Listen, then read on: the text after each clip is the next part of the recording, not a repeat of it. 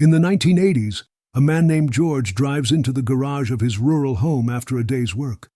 As he parks, he notices something strange, blood dripping onto his windshield from above. Panic rises in his chest.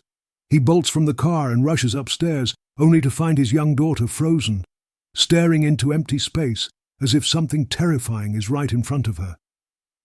The next moment, he's sprinting through a vast open field, carrying her in his arms, looking terrified. Months earlier, George, his wife Catherine, and their daughter Franny were living in the heart of Manhattan. During Franny's birthday celebration, George shares exciting news. He has completed his PhD and secured a teaching job at a private college upstate. The move promises a fresh start for the family, but it means Catherine will have to give up her career as a respected art restorer, something she's deeply passionate about. Still, she agrees to sacrifice her dream to support her husband, who had long struggled and leaned on his father's financial help.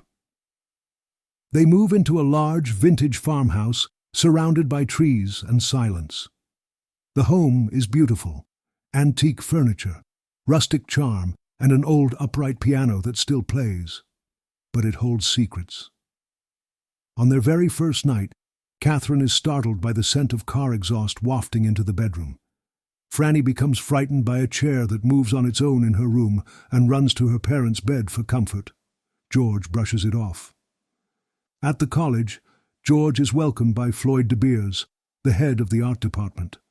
Floyd has an unusual interest in spiritual matters and gives George a book titled Heaven and Hell by Emanuel Swedenborg.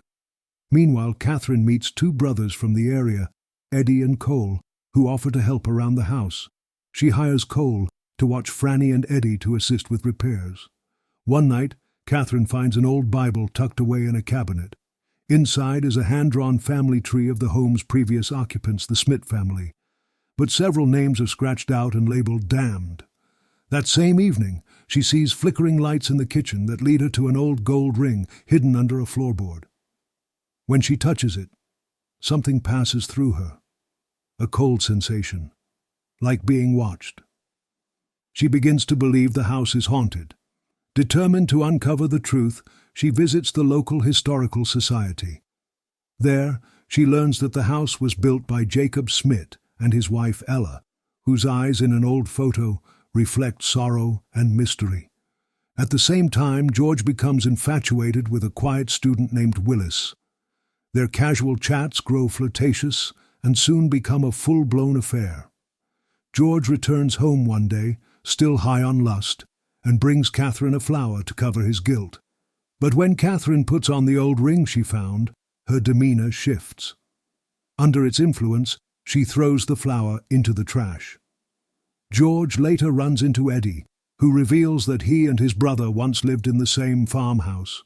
Some tragedy forced their family out. George already knows this, but urges Eddie to keep it from Catherine, worried she won't handle the truth.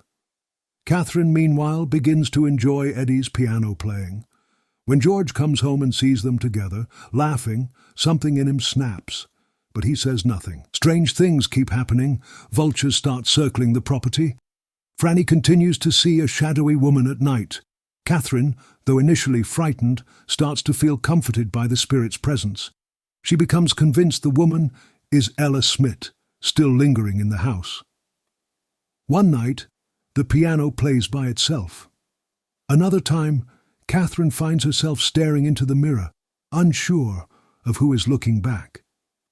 George continues cheating with Willis, but she soon ends things. He becomes emotionally unstable. At a dinner party with Justine and her husband Bram, Catherine finally feels joy again, connecting with Justine and her art circle. George, however, mocks her for it on the drive home. He drives under the influence, swerving dangerously, and when Catherine demands he pull over, he shoves her, bruising her face. Their marriage begins to crumble. Catherine confides in Justine. George, on the other hand, gets more tangled in his lies.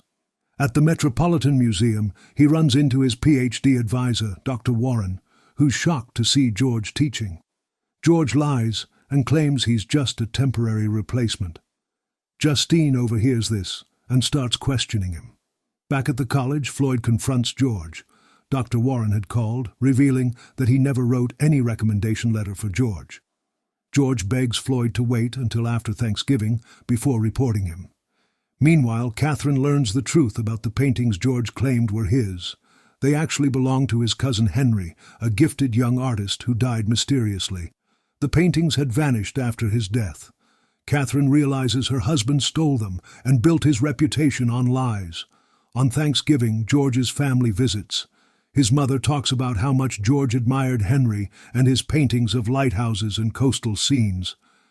Catherine can't take it anymore. She storms off to the bathroom. George tries to explain, but her trust is shattered. That night, George begins hearing voices, deep, echoing, inhuman. The spirit of a man full of rage whispers to him, manipulating him. Catherine, now desperate, invites Floyd and his spiritualist group to the house.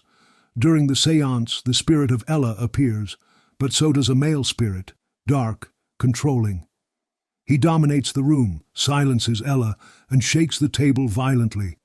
Floyd later tells Catherine that the dark spirit is dangerous and could be influencing someone close to her. She goes to the library to return some books and finds one checked out under Willis's name, left in George's car. The affair is confirmed. Soon after, Floyd is found dead in the river. Justine is in a coma after a terrible car crash. Catherine tries to leave, but George insists she stay. He gives her a protein shake, one he's drugged. She pretends to be fine and quietly packs her things. When George insists on seeing Franny, she claims the girl is already asleep. But George doesn't believe her. He finds Franny dressed in bed, clearly prepared for travel.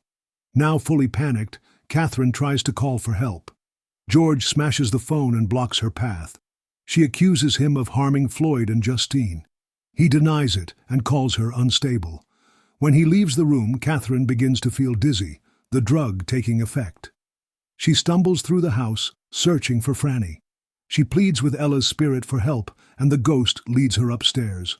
But Franny is gone. Catherine collapses on the bed while trying to dial the police. The spirit of Ella appears, whispering that she's trying to help, but then the male spirit, Calvin, arrives and drags her soul away. George, sobbing and confused, storms in with an axe. Ella tries to talk him down, warning that those who follow evil never win. But Calvin urges him to finish what he started. George, overtaken by the darkness, kills his wife. The next day, Cole arrives to babysit and finds a note from George, claiming Catherine is ill and not to be disturbed. Later that day, we return to the opening scene. George comes home and pretends to discover Catherine's body, calling the police in shock. They question him, but find no evidence and are forced to let him go. He moves back to his parents' house in Connecticut. Justine, still in a coma, wakes up. Her eyes snap open. She remembers everything. She leaves George a message, telling him the truth is known. George, terrified, flees on a boat once owned by his cousin Henry. A storm erupts on the water. Thunder cracks open the sky. Flames rise from the sea.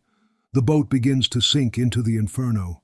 Ella and Catherine's spirits appear, telling George that the gates of hell reveal themselves only to those doomed to enter. He disappears into the flames as an upside-down cross appears in the sky, just like the one on the cover of Swedenborg's book. George is gone, damned forever.